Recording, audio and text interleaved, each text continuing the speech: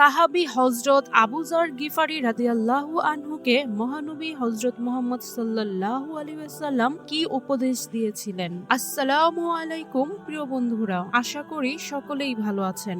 আপনারা দেখছেন নূরে জাহাঁ। মহানবী হযরত মুহাম্মদ সাল্লাল্লাহু আলাইহি ওয়াসাল্লাম সাহাবীদের বিভিন্ন সময়ে গুরুত্বপূর্ণ ও প্রয়োজনীয় উপদেশ দিতেন, যা শুধু তাদের জন্যই নয় বরং সমগ্র উম্মতের জন্য দিক নির্দেশনা হয়ে আছে। নবীজির যুগ পেরিয়ে বহু বছর পেরিয়ে গেলেও তার উপদেশগুলো আজও মুসলিম জীবনের প্রতিটি পর্যায়ে সমানভাবে প্রাসঙ্গিক। মনে হয় যেন রাসূলুল্লাহ সাল্লাল্লাহু আলাইহি ওয়াসাল্লাম বর্তমান পরিস্থিতি দেখেই এই উপদেশগুলো বর্ণনা করেছেন। বিশিষ্ট সাহাবী হযরত আবু যর গিফারি রাদিয়াল্লাহু আনহুকে মহানবী সাল্লাল্লাহু আলাইহি ওয়াসাল্লাম বেশ কিছু গুরুত্বপূর্ণ নসিহত করেছিলেন, যা একজন মুমিনের আদর্শ জীবন গঠনে অত্যন্ত কার্যকর। প্রথমত, হযরত আবু যর গিফারি রাদিয়াল্লাহু আনহু বলেন, রাসূলুল্লাহ সাল্লাল্লাহু আলাইহি ওয়াসাল্লাম আমাকে আদেশ করেছেন, তুমি যেন নিঃস্ব, দরিদ্র ও অসহায়দের ভালোবাসো, তাদের কাছে যাও, তাদের সাথে মিশো এবং তাদের সাহায্য সহযোগিতা করো। নবীজির এই উপদেশ আমাদের শেখায় সমাজের দরিদ্র ও অবহেলিত মানুষের পাশে দাঁড়ানো শুধু একটি মানবিক কাজই নয়, বরং এটি ইসলামের অন্যতম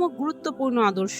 একজন প্রকৃত মুমিনের উচিত গরিব, দুস্থ, অসহায় মানুষের প্রতি ভালোবাসা প্রদর্শন করা এবং তাদের কল্যাণে কাজ করা। পরবর্তীতে হযরত আবু যর গিফারি রাদিয়াল্লাহু আনহু বলেন, মহানবী সাল্লাল্লাহু আলাইহি ওয়াসাল্লাম আমাকে বলেছেন, তুমি যেন সব সময় নিজের থেকে নিম্ন স্তরের মানুষের দিকে তাকাও, অর্থাৎ যারা অর্থনৈতিক, সামাজিক মর্যাদা ও প্রতিপত্তির দিক থেকে তোমার চেয়ে নিচে, তাদের প্রতি লক্ষ্য রাখো। কিন্তু যারা সম্পদ, সম্মান, ক্ষমতার দিক থেকে তোমার উপরে, তাদের দিকে তাকাবে না, কারণ উপরের স্তরের মানুষের দিকে তাকালে তোমার মনে দুঃখ, হতাশা আসবে, কিন্তু নিম্ন স্তরের মানুষের দিকে তাকালে তোমার হৃদয়ে প্রশান্তি আসবে। তখন তুমি উপলব্ধি করবে যে তোমার চেয়েও অসহায়, দুর্বল, দরিদ্র ও নিম্ন স্তরের অনেক মানুষ রয়েছে। আল্লাহ তোমাকে তাদের তুলনায় অনেক ভালো রেখেছেন, এজন্য তার শুকরিয়া আদায় করো। এই শিক্ষাটি আমাদের অহংকার ও অতৃপ্তি থেকে বাঁচিয়ে রাখে এবং আল্লাহর প্রতি কৃতজ্ঞতা প্রকাশে উৎসাহিত করে। পরবর্তীতে হযরত আবু যর গিফারি রাদিয়াল্লাহু আনহু বলেন, রাসূলুল্লাহ সাল্লাল্লাহু আলাইহি ওয়াসাল্লাম আমাকে আদেশ করেছেন,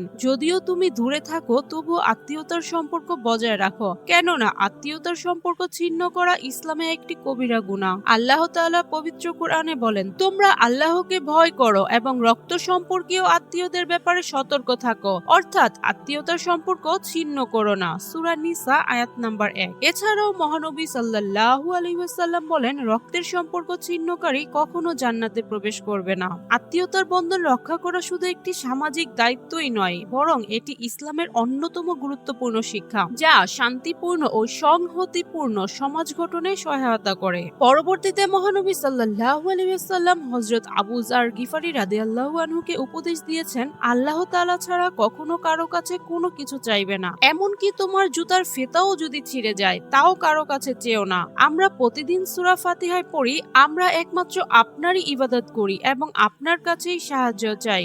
একজন প্রকৃত মুমিনের উচিত সে যেন শুধু আল্লাহর কাছে প্রয়োজনীয় সাহায্য প্রার্থনা করে এবং সৃষ্টির কাছে নির্ভরশীল না হয়। এই শিক্ষা আমাদের আত্মনির্ভরশীল হতে ও আল্লাহর প্রতি পরিপূর্ণ ভরসা রাখতে শেখায়। মহানবী হযরত মুহাম্মদ সাল্লাল্লাহু আলাইহি ওয়াসাল্লাম আবু যর গিফারি রাদিয়াল্লাহু আনহুকে উপদেশ দিয়েছেন, তিক্ত হলেও সর্বদা সত্য কথা বলবে। সত্যের বিপরীত হলো মিথ্যা, যা সকল পাপের মূল। মিথ্যা মানুষকে ধ্বংসের পথে নিয়ে যায় আর সত্য মানুষকে মুক্তির পথে পরিচালিত করে। একজন মুসলমানের উচিত সর্বদা সত্যের উপর প্রতিষ্ঠিত থাকা এবং মিথ্যা ও প্রতারণা থেকে দূরে থাকা। প্রিয় বন্ধুরা, মহানবী সাল্লাল্লাহু আলাইহি ওয়াসাল্লামের উপদেশগুলো শুধুমাত্র হযরত আবু যর গিফারি রাদিয়াল্লাহু আনহু এর জন্য ছিল না, বরং এগুলো সমগ্র উম্মতের জন্য একটি গুরুত্বপূর্ণ দিক নির্দেশনা। এসব উপদেশ অনুসরণ করলে আমাদের ব্যক্তিগত জীবন যেমন উন্নত হবে, তেমনি সমাজেও শান্তি ও কল্যাণ প্রতিষ্ঠিত হবে। আল্লাহ আমাদের সবাইকে এই মূল্যবান শিক্ষা অনুযায়ী জীবন গঠনের তৌফিক দান করুন,